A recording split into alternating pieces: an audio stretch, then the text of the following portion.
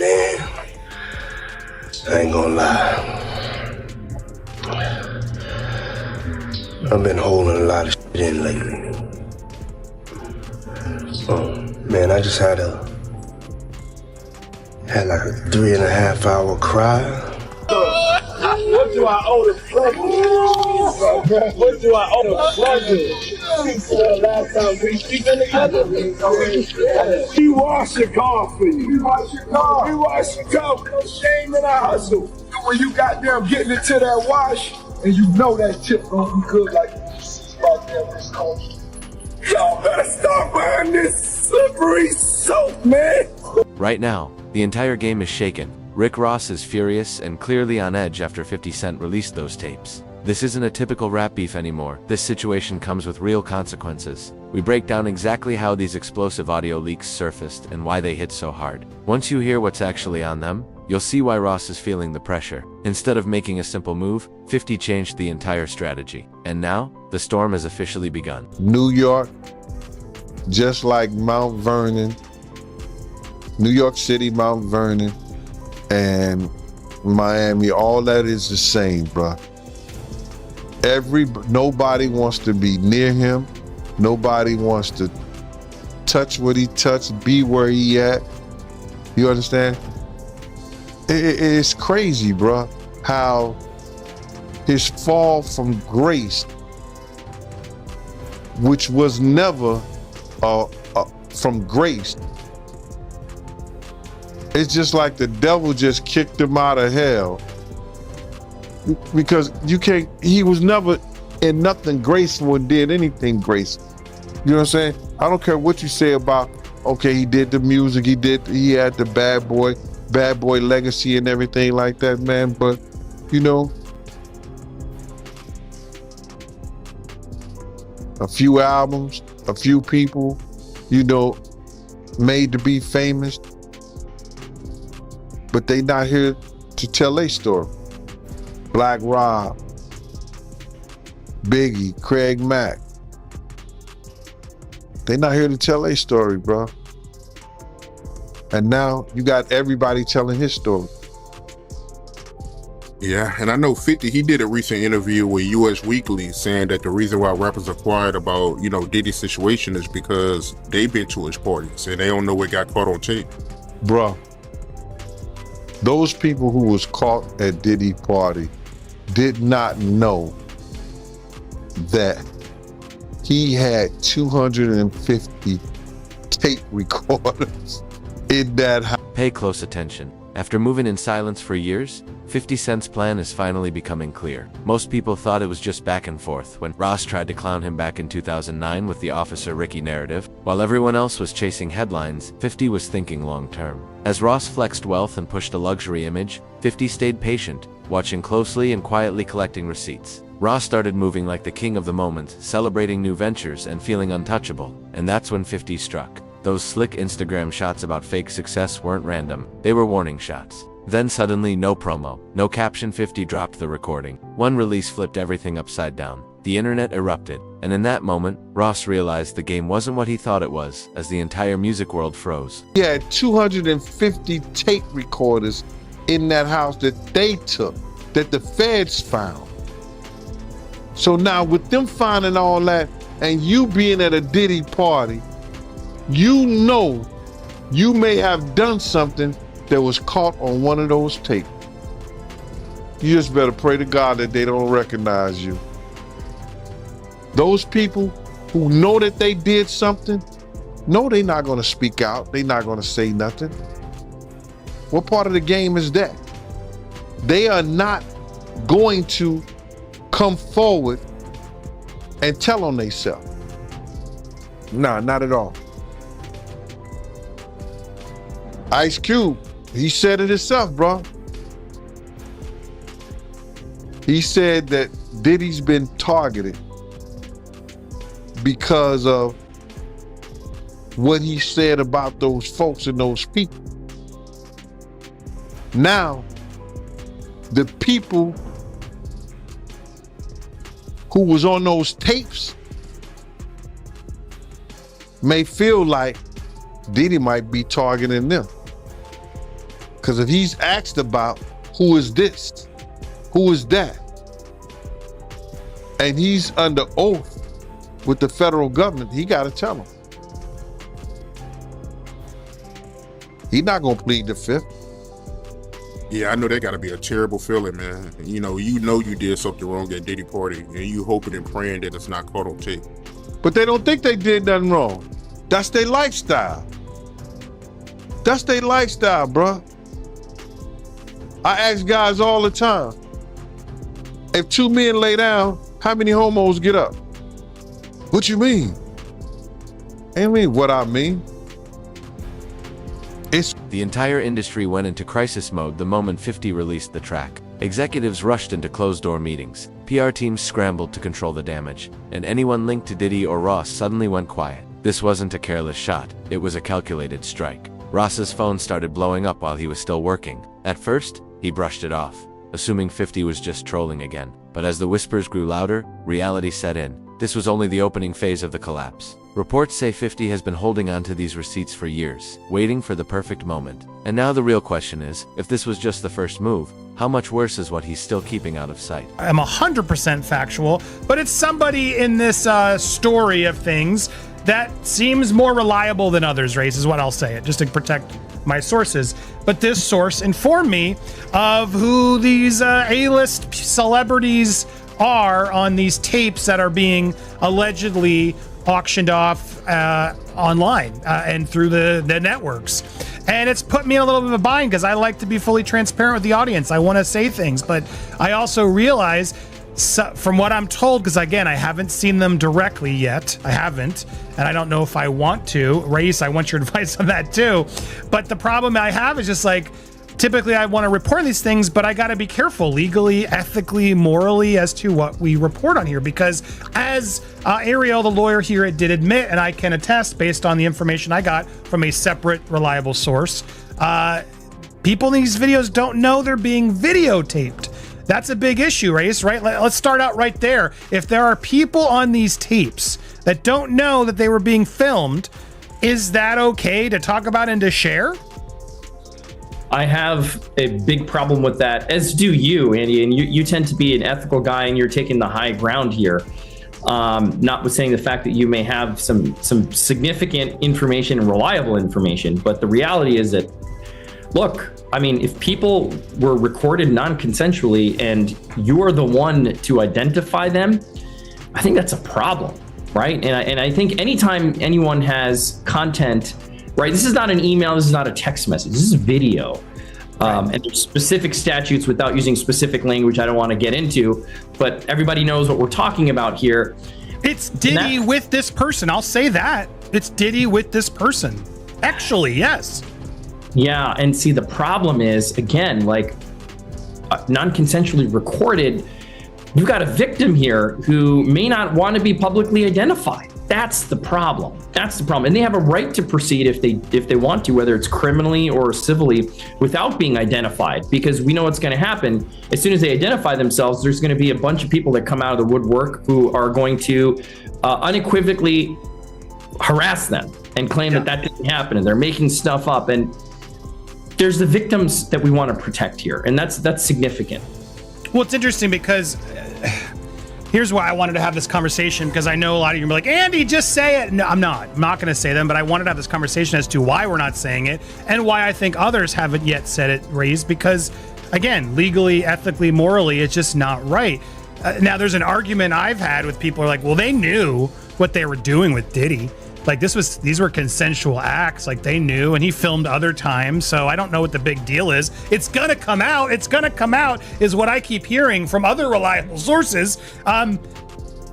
It may come out, but it's not gonna come out via me. That's just to warn you all, because I don't think it's wise for us to put out something like you just confirmed it without the consent of the other person in the video, because again, from what I'm gathering based on some of these. For years, Ross has claimed he kept his distance from certain major figures. But these newly surfaced recordings tell a very different story. 50 has now made public audio that suggests Ross was involved in questionable business, discussions with Diddy, and this goes far beyond social media, sheds real light on what was happening behind the scenes. According to industry insiders, this wasn't accidental. The recordings allegedly capture Ross bragging about quiet deals with up-and-coming artists. And if more material like this comes out, reputations could take serious damage. What's truly shaking the industry is how these clips revive old allegations tied to Ross's early career, rewriting the narrative he's protected for years and putting everything he's said under an unforgiving spotlight. Baby oil, that they took 1,000 bottles away from his house? If the government took 1,000 bottles of baby oil and somebody had things what appeared to be baby oil, and then you have to listen to the prosecutor. He said that they seized 1,000 bottles what allegedly to be baby oil. Allegedly to be baby oil. So that's telling people that it wasn't baby oil. And people think that that was baby oil, they out their mind. I don't believe it was baby oil. Yo, bro, when they went up in there, they knew what they was gonna find. They knew what was ever in that baby oil or that those bottles that appeared to be baby oil, they knew about that at first. You gotta realize 9 times out of 10, that individual that got caught at the airport, that was supposed to be their carrier, told them what they was doing and what they had. I wouldn't put it past that he told them everything. So when they went up in there, they knew they had to take whatever was out there, and that thing that appeared to be baby oil, they took that. They gotta test every last one of them. Let's see how much, let's see how many of those come back to be baby oil. Bro, listen to me. Costco don't sell that much baby oil. Where you know sell that much baby oil? Yeah, I don't know any store that sell that much baby oil. I know Costco, they came out and said that they don't even sell baby oil. My sentiments exactly. But you personally, right, what do you believe was in the baby oil? If you ever seen a massage parlor being raided and they walking out the people,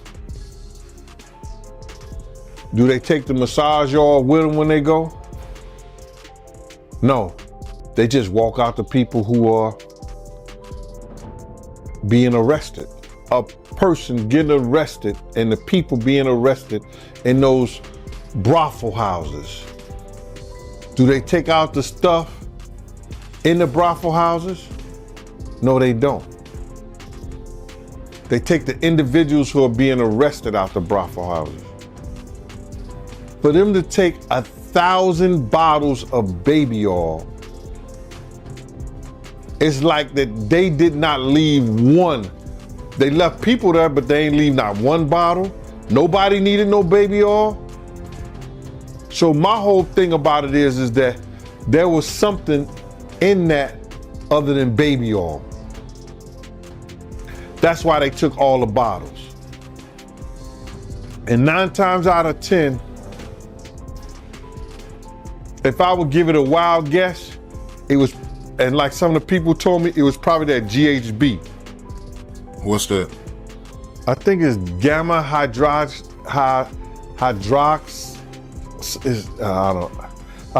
I looked it up, bro. Let me see if I can find it. I know this is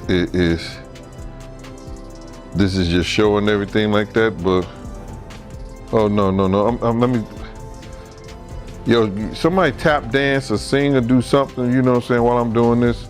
Oh, here it go right here. It's gamma hydroxy butyric. What is its effect on the body? It's a euphoria, drowsiness, decreased anxiety, and memory impairment. It works on the nervous system and gives you this feeling of euphoria. So they take that and rubbed it on her, and you forget who you are, what you're doing. It can also give you memory loss, drowsiness, and that's under the DEA, the Drug Enforcement Administration. Executives are calling these tapes a front row seat to a full reputation collapse, sending shockwaves through the entire industry. Fearing that 50 still has more to drop, Ross's team rushed into emergency strategy sessions. The timing couldn't be worse.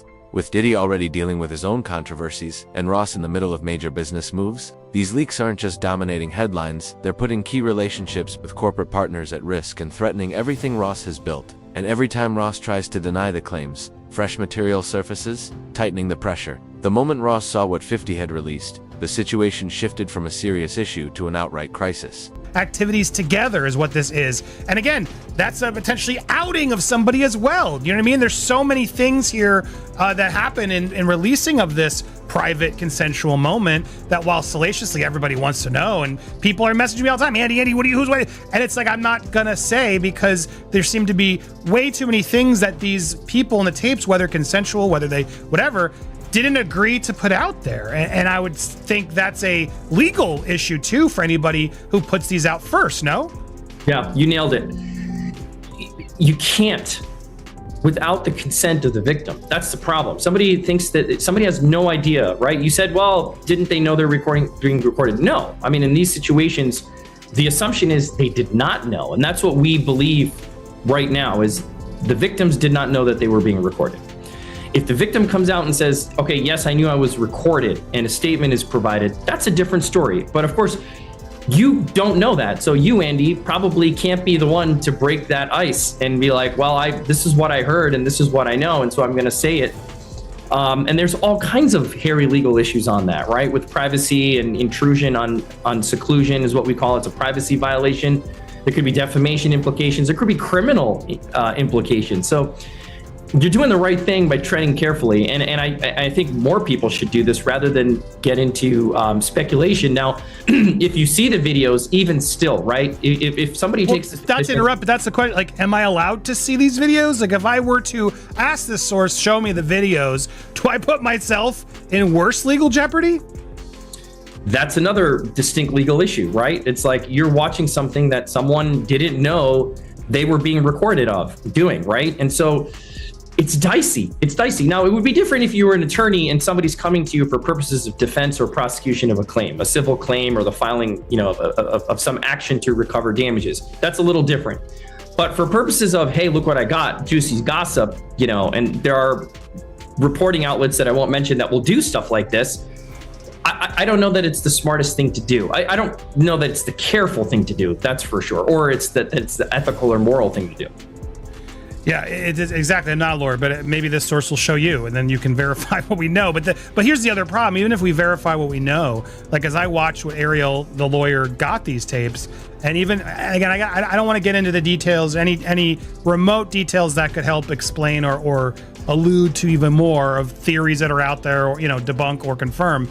But I will say, hearing what I heard, which again isn't confirmation, but hearing what I heard, it makes me dislike what Ariel's doing even more, because I think there are going to be people out there, if this information does get out in some way, that are going to deny that these people are victims, that they're going to try to say, oh no, they're just consensually thing and they were hiding this affair and yada, yada, yada. And I don't see it that way personally. I mean, and granted, I haven't seen or know, like this isn't somebody involved from what I've gathered in these tapes of them, doing it to others in a way, criminally, like we've heard in some of these suits.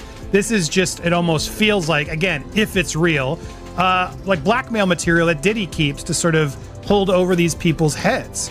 And to me, that's awful to the people in it, whether they agreed or knew or whatever. It still just feels like that's no one's freaking business, and maybe they were doing it for reasons we don't know. Just because we saw it in the tape doesn't mean they weren't feeling pressured in other ways, right? So it's a heavy and complicated thing, but it's not a hard decision to say, I can't. No one expected what would follow once those late-night alerts started hitting phones. Ross exploded into a heated Instagram rant, instantly throwing his PR team into panic mode. He was no longer responding calmly. He appeared tense, irritated, and completely off balance. As he began dropping emotional voicemails and tried to control the narrative while reviving old accusations to shift focus, the situation spiraled fast. The more he spoke, the more uneasy the people around him became. When advisors and business partners stepped in with carefully prepared statements, Ross ended up contradicting them. Soon, Everyone was urging him to pull back before the crisis destroyed everything he'd spent years building, warning that one wrong move could undo it all. Leaving everyone urging him to disconnect before the situation damaged everything he'd worked for.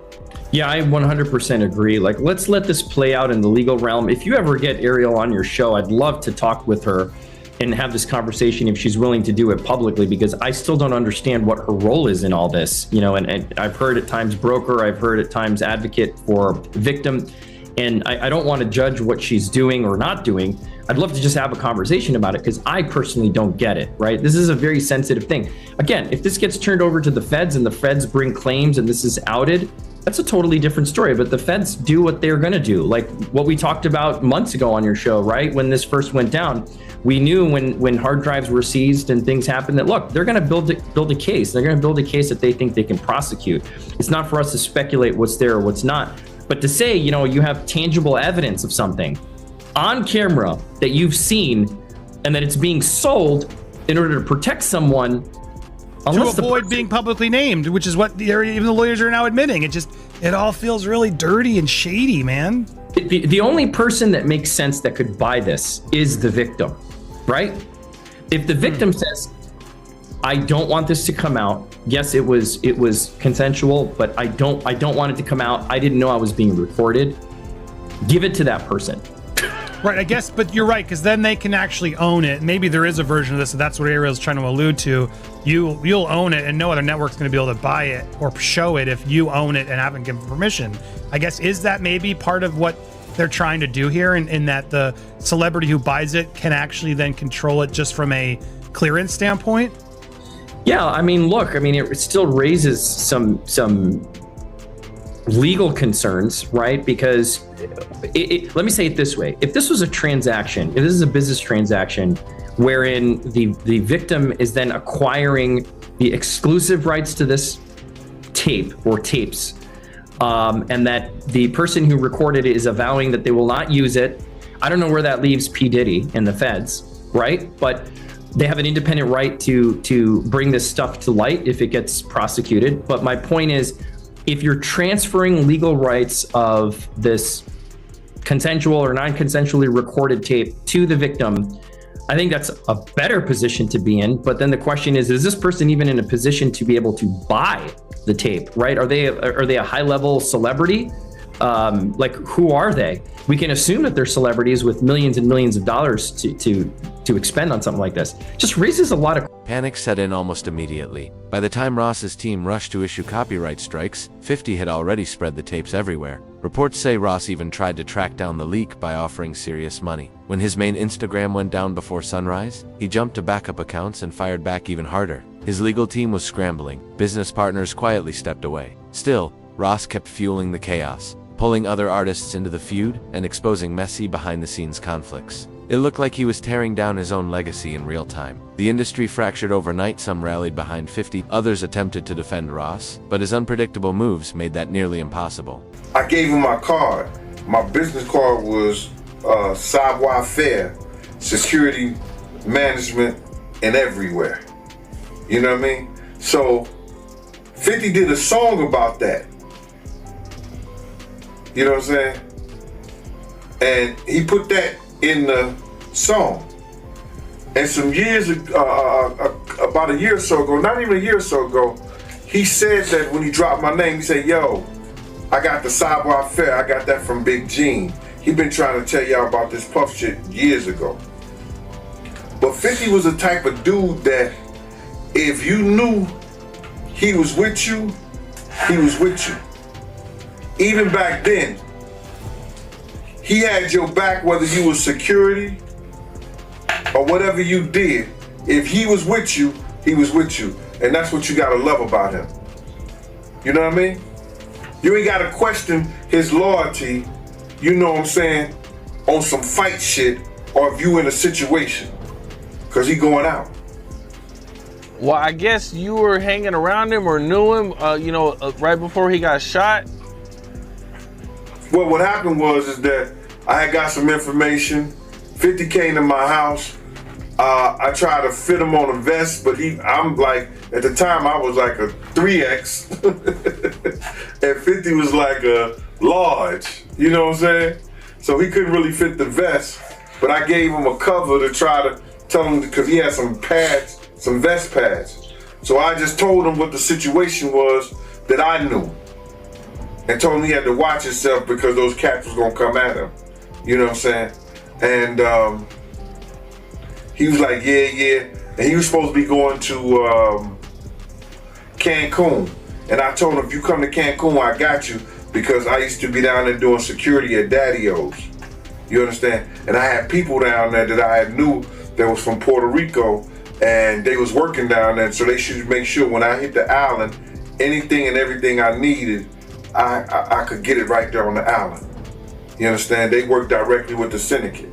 So 50 was supposed to come down there to do a show, and he didn't make it because they had shot him up.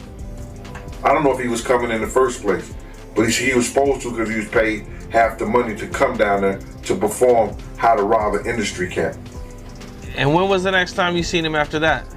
The next time I seen 50 after that was at Jack the Rapper. He had blew up. He had blew up, man. He was like, you know, he was this dude and everything like that. And I was sitting in we was in Puerto Rico, and I was sitting by myself, just chilling, and he had his whole entourage with him. He came directly over to me. He like, yo, Gene. I was like, yo, what up, Fifth? I said, what up, 50? He said, what's up, man? He said, yo, put his hand out to me, and he grabbed my, he said, yo, they can't stop what God got planned. Went on about his business. And then he blew up crazy. Crazy, man. Yeah. How do you feel about 50 going so hard at Diddy with the documentaries, and you know, he man, what did he do to 50 that made him hate him so much, man? That's crazy. Well, I think it's just, you know, you gotta look at it like this. 50 was writing a lot of shit that made a lot of money for Diddy. And he knew back then in the day, he didn't know what he know now, but Diddy was robbing him. You understand? You know, bringing those kids in, say, yo, like, yo, here, write this verse for me, man, for this, stuff like that, and giving them $5,000, you understand? Or $10,000, and you making $100,000 or $200,000 or maybe $2 million off of it, or $1 million, whatever the case may be. See, people call that good business. That's not good business.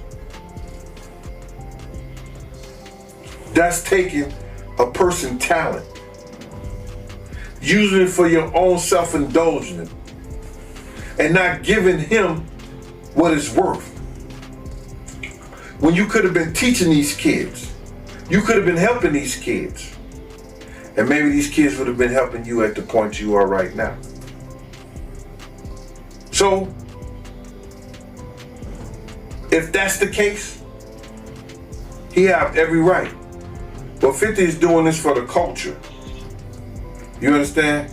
If it's going to be told, he going to have it, and it's going to be. As the chaos unfolded, the industry's true stance became clear. Meek Mill unexpectedly showed support for posts from 50, while key figures quietly unfollowed Ross, and potential collaborations began disappearing without explanation. DJ Khaled stayed silent. Future tagged several artists as a warning after French Montana subtly signaled a message of retaliation. Everyone was speculating about Drake's cryptic statement on loyalty. The message was unmistakable. Ross's backing was rapidly eroding, and the shift was real.